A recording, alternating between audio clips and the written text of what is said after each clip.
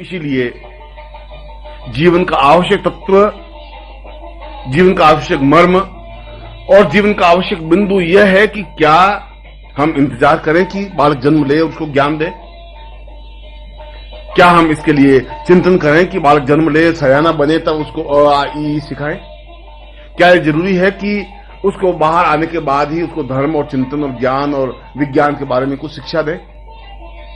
मनुष्य के पास में इसके अलावा कोई रास्ता नहीं बचा हुआ है, क्योंकि एक संकीर्ण मस्तिष्क को इससे ज्यादा ज्ञान, इससे ज्यादा चेतना दी ही नहीं जा सकती, क्योंकि उसका मस्तिष्क कुंद हो जाता है, क्योंकि उसकी चेतना अपने आप में बहुत न्यून बन जाती है। इसलिए जब वह 5-7 साल का होता है तब उसको एक अक्षर ज्ञान देने की क्रिया प्रारंभ होती है, और जब वह 25-30 साल का हो पाता है तब उसे थोड़ी चेतना मिलती है, थोड़ा समझने की क्रिया मिलती है, तब अपने आप में जीवन को आगे बढ़ाने की क्रिया प्राप्त होती है। मगर तब तक वह इतना अधिक सामाजिक परिवेश में उलझ जाता है, इतना अधिक दूसरे चिंतनों में उलझ जाता है कि वह समझना चाहते हुए भी नहीं समझ पाता है। इसलिए मनुष्य को हम उस सक्षमता के साथ ज्ञान और चेतना नहीं दे सकते, उस मनुष्य को हम पूर्णता नहीं दे सकते। इसके पीछे 2 बाधाएं हैं। एक बाधा तो यह है कि मनुष्य सैकड़ों समस्याओं से अपने आप को घेर लेता है। परिवार की समस्या, शरीर की समस्या, रोगों से बचाव की समस्या, पत्नी, पुत्र, बंधु, बांधव, इन लोगों की सुरक्षा की समस्या, अपने आप को बचाने की समस्या, अपने जीविकोपार्जन की समस्या, और इन समस्याओं में घिर करके बहुत कम समय अपने आप के बारे में दे पाता है। और दूसरी बाधा या अड़चन उसके जीवन में यह आती है कि उसका जीवन अत्यंत संकीर्ण और उसका मस्तिष्क अत्यंत सूक्ष्म बन जाता है, इसलिए ज्यादा सोच नहीं पाता। उसका परिवेश, उसका वातावरण अपने आप में एक छोटे से घेरे में आबद्ध हो जाता है, और यह छोटे से घेरे में आबद्ध हो जाने की क्रिया से वो अपने आप में एक कटा हुआ सा अनुभव करता है। इसलिए उसको जीवन में वह ज्ञान, वह पूर्णता, वह चेतना, वह सक्षमता, वह श्रेष्ठता नहीं मिल पाती, और इसीलिए उसको गुरु की आवश्यकता होती है।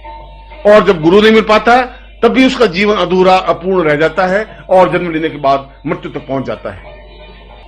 अभी मैंने 2 कमियों की ओर ध्यान आकर्षित किया। एक कमी तो यह कि मानव जीवन अत्यधिक व्यस्त होने की वजह से उतना सारभूत तथ्य ग्रहण नहीं कर पाता, इतना समय नहीं निकाल पाता कि वह अपने जीवन को उस पूर्णता तक पहुंचा सके, एक शून्य को पूर्ण बना सके, एक बूंद को समुद्र बना सके। उसके लिए समय नहीं है, और अगर समय है तो सैकड़ों प्रकार की बाधाएं हैं।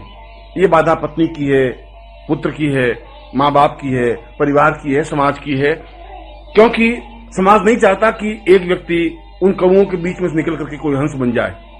समाज नहीं चाहता कि कोई व्यक्ति ज्यादा सक्षम और ज्यादा समर्थ बन जाए। समाज तो ये चाहता है कि जैसा हम हैं, जैसे हम हैं, उसी प्रकार से ये भी बना रहे। अगर हम मूड हैं तो ये भी मूड बना रहे, और इसके लिए वह सैकड़ों प्रकार के बंधन उसकी पांवों में, उसके हाथों में जकड़ देता है। और मनुष्य चाहते हुए भी ऐसा नहीं कर पाता, मनुष्य चाहते हुए भी उतनी सक्षमता नहीं प्राप्त कर पाता, मनुष्य चाहते हुए भी उतना समय नहीं दे पाता। और दूसरी बाधा उसके जीवन की है कि जीवन लेना, जीवन को बड़ा करना, आयु प्राप्त करना और जिंदगी में आगे बढ़ना तो उसके हाथ में है, मगर समर्थ और सक्षम गुरु मिल जाए यह अनिवार्य नहीं है, यह आवश्यक नहीं है। भिक्षुक मिल सकते हैं, साधारण गुरु मिल सकते हैं, पाखंडी और ढोंगी तो मिल सकते हैं, मगर जो अपने आप में पूर्ण समर्थ गुरु हो वह मिल ही जाए यह आवश्यक नहीं है। ऐसा तो सौभाग्य से ही प्राप्त हो सकता है। ऐसा तो सौभाग्य हो गुरु मिले, और उससे भी बड़ा सौभाग्य हो कि हम गुरु मिले और पहचान ले, और उससे भी श्रेष्ठतम सौभाग्य ये होता है कि पहचान लें और उनके चरणों में अपने आप को समर्पित कर दें। अगर ऐसा नहीं होता तो गुरु मिलना नहीं मिलना बराबर हो जाएगा। अगर ऐसा नहीं होता तो गुरु मिला और हम उसके पास में से निकल गए, सुगंध का झोंका आया और हम उसमें रच पच नहीं सके, पास में से आगे बढ़ गए। वसंत ऋतु आई और हम उस वसंत ऋतु को अनुभव ही नहीं कर सके। फूल खिला और हम उसका आनंद नहीं ले सके। कोयल ने कूक भरी और हम उसकी आवाज को अपने शरीर में आत्मसात नहीं कर सके। कोयल तो अपनी जगह कूक भरेगी, मोर तो अपनी जगह नाचेगा ही, मेघ तो अपनी जगह गर्जन करेगा ही, मगर आप उसको अनुभव कर सके या नहीं कर सके, ये आपके भाग्य पर निर्भर है, ये आपके सौभाग्य पर निर्भर है। गुरु तो जीवन में मिलते ही हैं, मगर ये आपके सौभाग्य पर निर्भर है कि समर्थ और सक्षम गुरु मिले। ये आपके सौभाग्य पर निर्भर है कि आप उस गुरु को पहचान सकें, क्योंकि हमारे जीवन की विडंबना यही है कि समर्थ और सक्षम गुरु होते हुए भी हम अत्यंत सामान्य स्थिति में खड़े रह जाते हैं। हम उनको पहचान नहीं पाते, हम उसे सामान्य आदमी समझ लेते हैं। हम केवल हाथ जोड़ने और पांव को छूने की क्रिया तक ही गुरु को पूर्णता प्राप्त करने की क्रिया मान लेते हैं। हम छोटा सा फल और छोटी सी दक्षिणा भेंट करके अपने आप को पूर्णता होने का दावा कर लेते हैं और शिष्य बनने का दावा कर लेते हैं। ये शिष्यता नहीं है, ये जीवन की पूर्णता भी नहीं है, ये जीवन का रास्ता नहीं है। जीवन का रास्ता तो यह है कि हम अगर ऐसे समर्थ सक्षम गुरु मिले तो उनके चरणों में बैठे, बिना किसी स्वार्थ के, बिना किसी छल के, बिना किसी कपट के, बिना किसी और चिंतन के, अपने आप को थॉटलेस माइंड, विचार शून्य बना करके अपने आप को समर्पित कर दे। त्वदीयम वस्तु गोविंद तुभ्यमेवं समर्पयेत्। ये तुम्हारी वस्तु है, शरीर तुम्हारा है, मेरा मन प्राण, मेरा चिंतन, मेरी धारणा, सब कुछ तुम्हारा है और मैं आपको सौंप रहा हूं। आप जो कुछ चाहे वैसा करें। और गुरु तो चाहता ही यही है कि वह एक शून्य से पूर्णता प्राप्त करे। गुरु तो केवल इतना ही तो करना चाहता है कि वह बूंद से समुद्र बन जाए। गुरु तो यह चाहता है कि इस पृथ्वी पर खड़ा रहकर के वो सूर्य बन सके, आफताब बन सके, अपनी रूप से बिखेर सके, हजारों हजारों लोगों को प्रकाश दे सके, करोड़ों लोगों का कल्याण कर सके, जीवन में पूर्णता प्राप्त कर सके। और गुरु चाहता है कि अपने सदृश अपने शिष्य को बना सके। गुरु का सारा चिंतन, सारा ध्यान इसी तथ्य पर आधारित होता है, मगर उसके लिए पात्र सही होना चाहिए। अपात्र को ज्ञान वह नहीं दे सकता, अपात्र उसको धारण भी नहीं कर सकेगा। इसलिए पात्रता की पहचान गुरु ठोक बजा के करता है। गुरु पहले निश्चित कर लेता है कि यह शिष्य समर्थ है, सक्षम है या नहीं, और वह सैकड़ों प्रकार से उसकी परीक्षा ले सकता है। लेने का हक है, लेने का अधिकार है उसको। ऐसा नहीं हो जाए कि आज हम परीक्षा नहीं लें, कल वो अपात्र निकल जाए। ऐसा नहीं हो कि आज हम सही ढंग से पहचान नहीं सकें और कल वो पथभ्रष्ट बन जाए। ऐसा नहीं हो कि कल वो एक सामान्य व्यक्ति बनकर के रह जाए। इसलिए उसको बार बार उसको प्रताड़ना देनी जरूरी है। यह हमें मालूम है कि यह मिट्टी में मिला हुआ सोना है, यह भी हम समझते हैं कि यह सोना ही है, फिर भी उसको आभूषण बनाने के लिए बार बार तपाना ही पड़ेगा, बार बार उसको पीटना ही पड़ेगा, बार बार हथौड़ी की चोट उसको देनी ही पड़ेगी। ये सब कुछ जानते हुए कि यह सोना है, फिर भी उसको पूर्ण चमकदार धातु बनाने के लिए उस पर प्रहार करने पड़ेंगे, उसको तपाना पड़ेगा, आग में झोंकना पड़ेगा। तब वह जाकर के देवताओं का मुकुट बनता है, तब वह जाकर के सुंदरियों के गले का हार बनता है, तब वह जाकर के एक श्रेष्ठतम धातु बन जाता है। और गुरु भी ठीक इसी प्रकार से अपने शिष्य को फटकारता है, डांटता है, रपटता है, उसकी परीक्षा लेता है, उसको कष्ट देता है, उसको बाधाएं, परेशानी, अड़चने देता है और ये देखता है कि वास्तव में ही यह सही धातु है या नहीं, वास्तव में ये देवताओं को मुकुट बनने की क्रिया जानता है कि नहीं, वास्तव में यह पूर्णता प्राप्त कर सकता है या नहीं। ऐसा तो नहीं हो कि यह बीच में लड़खड़ा जाए, ऐसा तो नहीं हो कि यह बीच में हतोत्साहित हो जाए, ऐसा तो नहीं हो कि बीच में अपनी पगडंडी बदल दे। इसलिए उसकी परीक्षा लेनी गुरु का कर्तव्य, गुरु का धर्म, गुरु का मर्म, गुरु का चिंतन है और गुरु को ऐसा करना ही चाहिए। अपात्र को दान देने से हजारों शिष्यों का नुकसान हो जाता है और यदि पूरे जीवन में एक भी सही समर्थ शिष्य मिल जाए, उसको ज्ञान दे दें, चेतना दे दें, तो वह हजारों लोगों का कल्याण कर सकता है। परंतु आवश्यकता इस बात की है कि क्या हम यह चेतना जो जन्म लेने के बाद दी जाती है गर्भ में दे सकते हैं? क्या इस वर्तमान विश्व में यह क्रिया जीवित है? हमने पुराणों में तो सुना है, हमने वेदों में इस बात को अनुभव किया है कि गर्भ स्थित बालक को ज्यादा चेतना दी जा सकती है, उसको जैसा ज्ञान देना चाहे दिया जा सकता है, उसको पूर्ण पंडित योगी बनाया जा सकता है। परंतु क्या समय के साथ साथ वह ज्ञान लुप्त तो नहीं हो गया? समय के साथ साथ वह क्रिया समाप्त तो नहीं हो गई? समय के साथ साथ वह सब जो शास्त्र था वह अपने आप में शून्य तो नहीं बन गया? ज्ञान कभी समाप्त नहीं होता, अनुभव कभी भी समाप्त नहीं होते।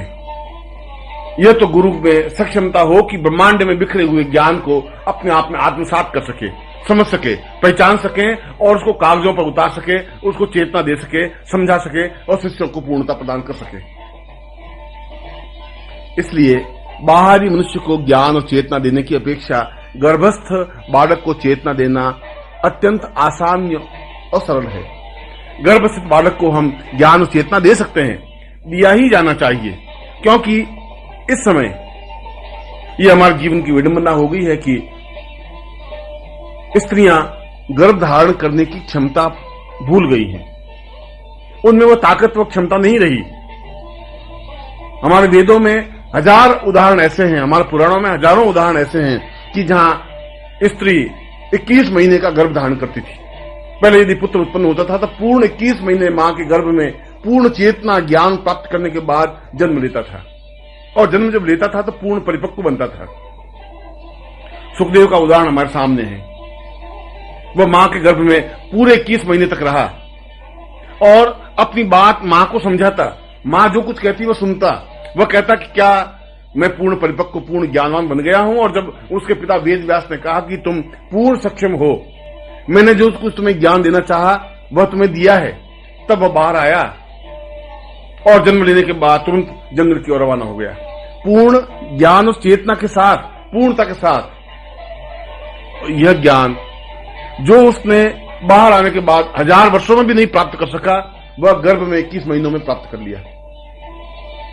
इसलिए मैं कह रहा हूं कि यह तो हमारे जीवन की विडंबना है कि ऐसी माताएं नहीं रही जो 21 महीने का गर्भ धारण कर सके। यद्यपि आज के युग में भी यदि हमें ऋषि पैदा करने हैं, यदि समर्थ पैदा करने हैं, यदि हमें वशिष्ठ और विश्वामित्र को वापस धरती पर उतारना है, यदि शंकराचार्य को वापस जन्म देना है, तो मां को 21 महीने का गर्भ तो धारण करना ही पड़ेगा। ऐसी माताएं ढूंढनी पड़ेंगी, उन माताओं को सक्षमता देनी पड़ेगी, और यह सक्षमता मंत्रों के माध्यम से संभव है, प्रकृति के माध्यम से संभव नहीं। इसलिए आज यदि शास्त्रों में यह कहा गया कि 21 महीने का बालक ही पूर्ण बालक होता है, इसका तात्पर्य यह हुआ कि 9 महीने में जो बालक पैदा होता है वह अधूरा है, वह पूर्ण है, वह भ्रूण है। जिस प्रकार से एक एबॉर्शन हो जाता है, जिस प्रकार से समय से पहले बालक पैदा हो जाता है तो वह पूर्ण चेतना लेके पैदा नहीं होता, वह अधूरा होता है, वह पूर्ण होता है। ठीक उसी प्रकार से 9 महीने का जन्म लेने वाला बालक भी अधूरा है, अपूर्ण है, वह पूर्ण चेतना युक्त नहीं है। यद्यपि संसार यह मानता है कि 9 महीने गर्भ में रहने के बाद जन्म लेता है तो पूर्ण व्यक्तित्व है, पूर्ण बालक है, मगर यह तो विज्ञान का चिंतन है, शास्त्र का चिंतन यह नहीं है। यदि आज भी विज्ञान को पूछे कि 6 महीने गर्भ में रहने के बाद अगर बालक जन्म लेगा तो विज्ञान यही कहेगा कि वह अधूरा बालक होगा, उसका माइंड उतना डेवलप नहीं हो पाएगा, उसका शरीर उतना विकास नहीं कर पाएगा। मैं भी यही कहता हूं कि यदि 9 महीने बाद भी बालक जन्म ले लेता है तो उसका शरीर उतना विकास नहीं कर पाता। इसलिए आज का व्यक्ति 5 फुट और 5.5 फुट से आगे बढ़ ही नहीं पा रहा है। अगर हमारे आर्यों को देखें तो हम 8 फीट के आर्य थे, 8.5 फीट के, एक लंबा तगड़ा शरीर, पूर्ण पौरुष, पूर्ण व्यक्तित्व। चाहे हम राम को देखें, चाहे कृष्ण को देखें, चाहे हम ऋषियों को देखें, चाहे वशिष्ठ और विश्वामित्र को देखें, किसी का भी ऊंचाई, किसी की भी ऊंचाई कद 8 फीट 8.5 फीट से नीचे नहीं था। यह अपने आप में पूर्णता का पराकाष्ठा थी, एक आनंद था, एक श्रेष्ठता थी। और धीरे धीरे व्यक्ति की हाइट 6 फीट रही, 5.5 फीट रही और 5 फीट के आसपास घूमने लगी। और यदि हम स्त्रियों की कद को देखें तो वे तो 4.5-5 फीट से आगे बढ़ ही नहीं पा रहे। यह उनके जीवन की न्यूनता है, इसलिए कि उनका शारीरिक विकास पूरा नहीं हो रहा है। यह शारीरिक न्यूनता की एक चिंतन है। यह इस बात का द्योतक है कि 9 महीने का गर्भ लेने वाला बालक, जन्म लेने वाला बालक भी अपने आप में शारीरिक दृष्टि से पूर्ण नहीं है, और शारीरिक दृष्टि से पूर्ण नहीं है तो बुद्धि की दृष्टि से भी पूर्ण नहीं है, क्यों शरीर के साथ साथ बुद्धि में परिपक्वता आएगी। इसलिए 9 महीने का जन्म लेने वाला बालक एक प्रकार से देखा जाए तो एबॉर्शन बालक है, अधूरा बालक है, अपूर्ण बालक है। उसमें वह तथ्य, वो ज्ञान, वो चेतना प्राप्त नहीं हो सकती। मगर इसकी विडंबना यह है कि वह मां स्वयं 9 महीने से ज्यादा गर्भ को धारण कर ही नहीं पाती। उसके जीवन की चिंतन, उसके जीवन की धारण करने की शक्ति समाप्त हो गई है, और यह धारण करने की शक्ति मंत्रों के माध्यम से ही प्राप्त हो सकती है। मंत्र से यदि उसके गर्भ को पूर्ण सुरक्षा दी जाए, मंत्रों के माध्यम से उस गर्भ को पूर्ण चेतना दी जाए, तो गर्भ में धारण करने की शक्ति बढ़ जाएगी। 10 महीने, 11 महीने, 12 महीने, 13, 14 और 21 महीने तक भी वो गर्भ धारण कर सकता है। और यदि हमें केवल सामान्य मानव ही पैदा करने हैं तो 9 महीने का गर्भ चल सकता है। मगर यदि हमें ऋषि पैदा करने हैं, यदि हमें पूर्ण पौरुष पैदा करने हैं, यदि हमें राम और कृष्ण पैदा करने हैं तो पूरे 21 महीने का गर्भ तो लेना ही पड़ेगा। और इसीलिए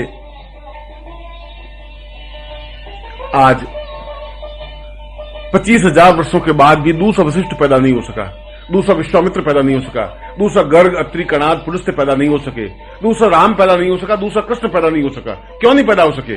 दूसरा शंकराचार्य 2500 वर्ष बीतने के बाद भी पैदा क्यों नहीं हुआ? क्यों एक शंकराचार्य पैदा होकर रह गया? इसलिए कि उसके बाद में हमें धारण करने की शक्ति समाप्त हो गई, इसलिए कि हमें धारण करने की क्षमता खत्म हो गई, इसलिए कि हम पूर्ण पुरुष पैदा करने की शक्ति को खो बैठे। और इसीलिए पूर्ण पौरुषता और पूर्ण पुरुष पैदा करने की शक्ति के लिए यह जरूरी है कि मां के गर्भ को हम पूर्ण चैतन्यता प्रदान करें। यह जरूरी है कि जब मां का गर्भ केवल 2 महीने का रहे तभी से मंत्र क्रिया के माध्यम से पुंसवन क्रिया संपन्न करें। और पुंसवन क्रिया शास्त्र का एक विधान है, 16 संस्कारों में से एक संस्कार है। और यह पुंसवन का तात्पर्य है कि गर्भ को एक ताकत दी जाए, एक क्षमता दी जाए, इतनी ताकत दी जाए कि जब मां चाहे तब बालक को जन्म दे। यदि वो चाहे 11 महीने बाद तो 11 महीने बाद जन्म दे, यदि वो 21 महीने बाद तो 21 महीने बाद जन्म दे। मगर हम जिस प्रकार से ज्ञान भूल गए हैं, शास्त्र भूल गए हैं, उसी प्रकार से पुंसवन क्रिया भी भूल गए हैं।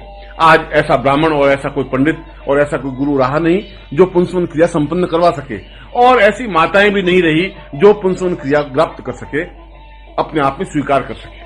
क्योंकि यह क्रिया कष्ट साध्य नहीं है, मगर क्रिया पेचीदी है, यह शास्त्र क्रिया है। उसके गर्भ के 7 द्वारों को बांधना पड़ता है, एक ही द्वार नहीं। उसके अंदर के शिशु को पूर्ण चेतना देनी पड़ती है, उसको जागृत करना पड़ता है। वह केवल मांसपिंड नहीं रह जाता, उसके हजार हजार आंखों को जागृत करनी पड़ती है। और इसीलिए यजुर्वेद में कहा है, सहस्र शीरेखा पुरुष सहस्राक्ष सहस्रपात।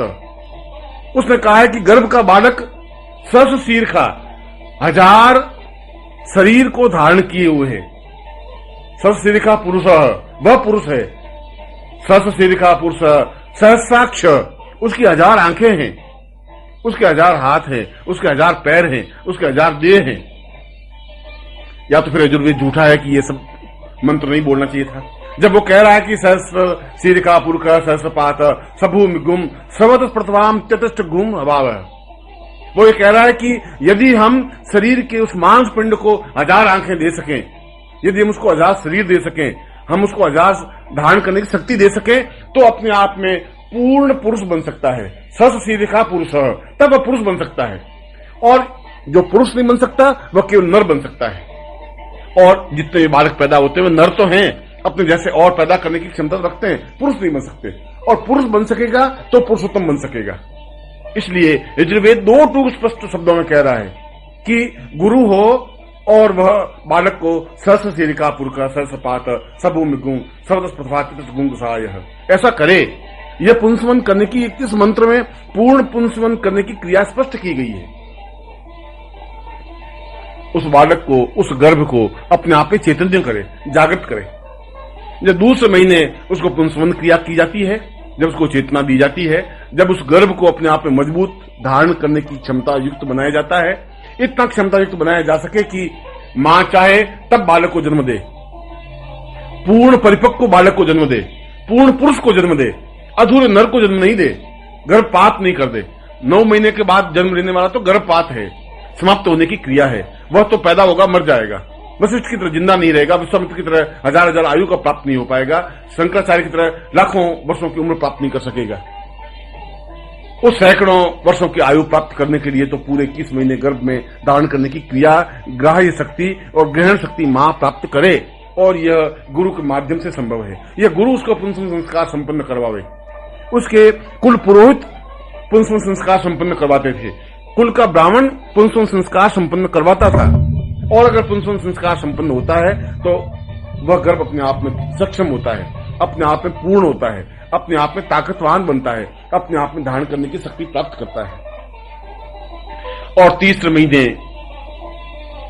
उस बालक जो अंदर मांस पिंड बनता है, उसको पूर्ण चैतन्य संस्कार संपन्न करवाया जाता है। चैतन्य का तात्पर्य वो केवल मांसपिंड नहीं, उसमें एक हलचल हो, वह आगे बढ़ने की क्रिया जानता हो, वह अपने आप में ग्राह्य शक्ति धारण कर सके, उसको ग्राह्य शक्ति दी जाती है। और यह ग्राह्य शक्ति केवल कानों के माध्यम से नहीं, शरीर के प्रत्येक रोम को कान बना दिए जाते हैं, शरीर के प्रत्येक रोम को आंख बनाई जाती है। इसलिए उस मंत्र में कहा सहस्राक्ष, हजारों आंखें, उस मांसपिंड में हजारों आंखें बन जाती हैं। वह प्रत्येक रोम रोम से अंदर गर्भ में बैठा हुआ बाहरी क्रियाकलाप को देख सके, ग्राह्य कर सके, धारण कर सके, सीख सके और समझ सके। और चौथे महीने से उसकी शिक्षा प्रारंभ होती है। जब बालक चौथा महीना प्रारंभ होता है तब उसको चैतन्य संस्कार संपन्न करवाया जाता है। और चैतन्य संस्कार का मतलब है अब उसको चेतना देने की क्रिया। चैतन्य संस्कार का मतलब है कि वह बालक धड़कता हुआ बालक तो बना, मगर वो बालक ही नहीं बना, पूर्ण पुरुष बना। वह अपने आप में पूर्ण सक्षम व्यक्तित्व बना, पूर्ण ब्रह्मांड का एक व्यक्तित्व बना, ब्रह्मांड का एक भाग बना, एक मनुष्य लोक का ही नहीं, समस्त ब्रह्मांड का एक समग्र रूप बना।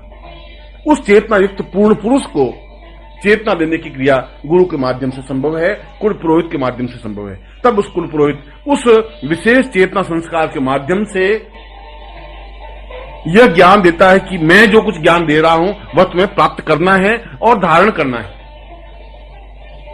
और वह बालक अंदर रहता हुआ भी चेतना प्राप्त करने की क्रिया जान लेता है।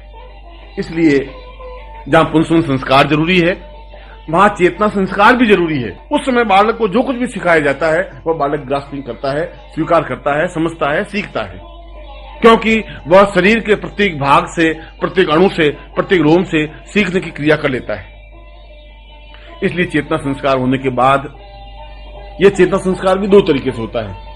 यदि कुछ भी नहीं करें तभी 1000वें हिस्से से चेतना तो बनती ही है, और वह 1000वें हिस्सा ही चेतना बनती है। 1000वें हिस्से का तात्पर्य है कि उसके केवल 2 आंखें और 2 कान ही सक्षम और समर्थ हो पाते हैं। मगर वह बालक, चाहे उसका पुंसन संस्कार नहीं भी हुआ हो, फिर भी वह सुनता सीखता तो है। मगर उस समय यदि मां रेडियो पर फिल्मी गाने सुनती है तो वह फिल्मी गाने ही उस बालक के शरीर में ट्रांसफर होते हैं। यदि वह झगड़े घर में होते हैं तो वह झगड़ा, मारपीट, लड़ाई, गालियां वो बालक के शरीर में ट्रांसफर होती हैं। जो कुछ भी वातावरण मां बाहर देखती है वह सीधा गर्भस्थ बालक को प्राप्त होता है। और इसीलिए जन्म लेने के बाद बालक को जब सज्ञान होता है, जब सयाना होता है, तो और कुछ चीज सीखे या नहीं सीखे, काम करना सबसे पहले सीख लेता है। वह इस बात को समझ लेता है कि मैं लड़का हूं, इस बात को समझ लेता है ये लड़की है। एक 6 साल का बालक इस बात को समझ लेता है कि लड़के लड़की में क्या अंतर है। उसको ये ज्ञान तो नहीं होता ये क्या होता है, या वेद मंत्र क्या होता है, गायत्री मंत्र क्या होता है, ये समझने की जरूरत नहीं। ये काम कला समझाने की उसको जरूरत नहीं पड़ी, मगर वह गर्भ में इस बात को समझ गया कि यह क्या तात्पर्य है, यह क्या मतलब है। वह गाली देना सीख जाएगा।